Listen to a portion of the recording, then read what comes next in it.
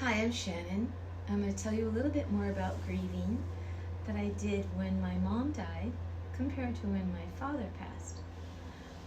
Well, I never knew anything about grieving, so I just held my breath and tried not to ever cry.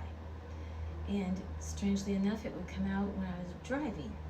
It was kind of like keeping kittens in a basket. Couldn't do it. But I really held it so tightly to me, I just tried not to cry. I just put up with it when it came breaking through. And it took me 2 years to get to the end of my grieving because I didn't cry. So what I would do was go to the movies and drink soda and eat popcorn, and then I would cry after the movie. So the movies became my medicine.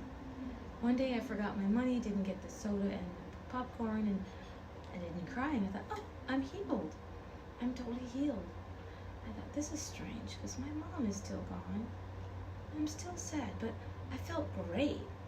The next day, I had my popcorn and diet soda and sobbed uncontrollably again. And I thought, oh my gosh, it's not 20 minutes, it seemed like that. So I realized I just needed to stay off of the stimulants, and I felt a lot better. And I pretty much always give everything to God. But now that was just a train wreck because I didn't reach the bottom of my grief, the depth of my sorrow, until 2 years later. And then I still had to deal with it after that because I wasn't really dealing with it.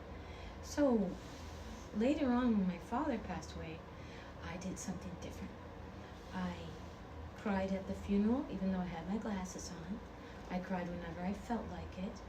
And then as soon as I started holding my breath, I really don't remember crying at the funeral, to be honest with you. I probably meant to just hold my breath at the funeral. But if some tears came out, I wasn't hard on myself like with my mama.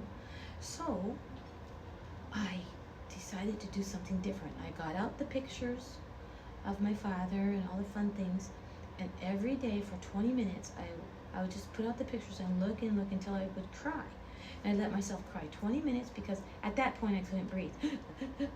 And then, as soon as I couldn't breathe, I packed it up, I washed my face, and then I would go another day or two, and I know it was the right thing to cry. I had a business coach by that time, and she told me I was supposed to cry. And I did it every day for 20 minutes until I could look at the pictures and not feel sad. So that's how I handled it. Now, I am a naturopath, and I help other people handle their grief. A lot of different people do it differently, and the most exciting thing is that allowing yourself to feel your feelings and be honest. Try not to be jealous that they're in heaven and you're not. Everyone has to take their turn when it's time to go, and we have to teach our people to be peaceful about where we're going to. And so, all the best to you.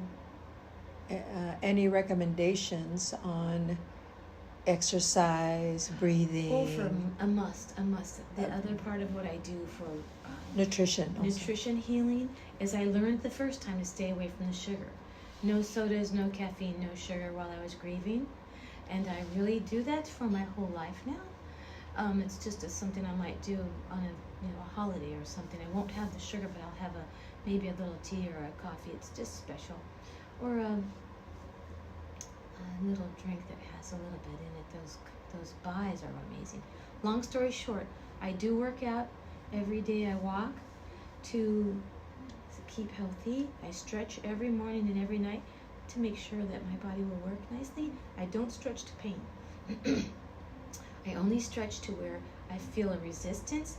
I don't go into the pain, and I just go 10 to 20 seconds on a stretch without pain.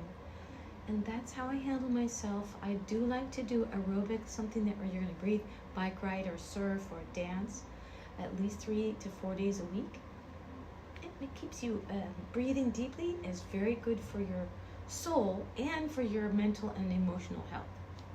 Thank you, Shannon. Thank you for sharing yourself with us.